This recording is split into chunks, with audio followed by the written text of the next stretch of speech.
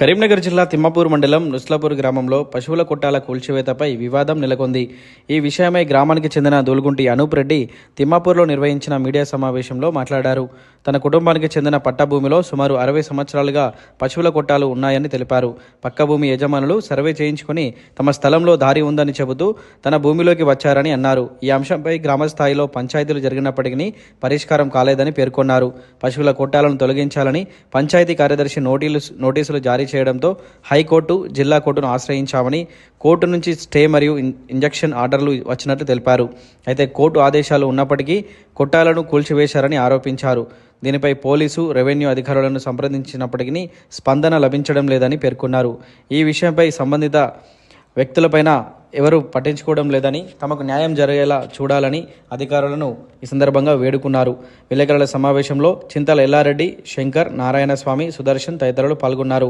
ఇదిలా ఉండగా ఈ అంశంపై తిమ్మాపూర్ తహసీల్దార్ శ్రీనివాసరెడ్డిని వివరణ కోరగా కూల్చివేతలపై తమకు ఎలాంటి సంబంధం లేదని తెలిపారు.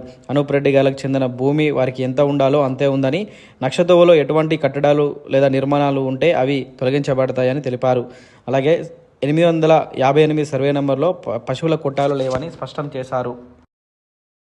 మీద గతంలో 2 సార్లు దౌర్జన్యం జరిగింది. కంప్లైంట్ ఇచ్చినా కూడా నామమాత్రమే ఎఫ్ఐఆర్ చేసిరు. మళ్ళీ కూడా చాలా భయం ఉండేది, నువ్వు ఇక్కడికి వస్తే చంపేస్తామని చెప్పి బెదిరిస్తారు. అయినా కూడా పోలీసు వాళ్ళు ఎలాంటి స్పందన లేకుండా, ఆయన ఎలాంటి చర్యలు తీసుకోకుండా ఇప్పటి వరకు కూడా తాత్కాలం చేస్తారు. ఇప్పటికైనా జిల్లా కలెక్టర్ గారు, సిపి గారు కలుగజేసుకుని ఇటువంటి ఎవరైతే ఉన్నారో వీళ్ళందరి మీద చట్టపరమైన చర్య తీసుకోవాలని చెప్పి కోరుతాం.